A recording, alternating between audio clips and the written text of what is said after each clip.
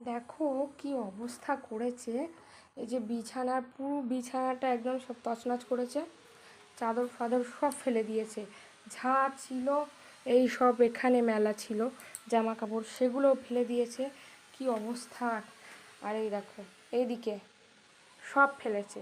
যে কি বলবো, কতটা পরিমাণ মানে ধৈর্য রাখতে হয় একটা মা হলে, এখন বুঝতে পারছি।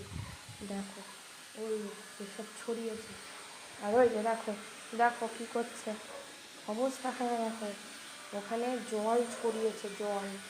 ওই যে এবার আমি চোখ দেখিয়েছি বলে এখন মুছছে। হ্যাঁ, ওই দেখো ওখান দিয়ে জল ফেলছে। ওই যে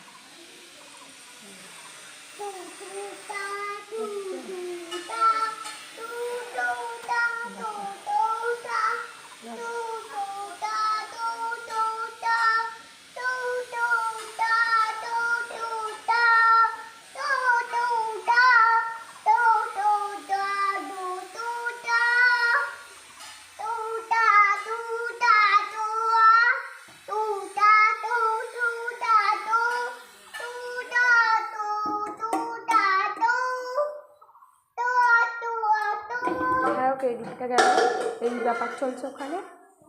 এইদিকে দেখো কি করেছে, ছড়িয়ে ছিটিয়ে খেলা টেলা, মানে বস্তা টস্তা যা যেখানে ছিল সব টেনে ছিটে বার করেছে। আর তো কিছু রাখার মতো নেই।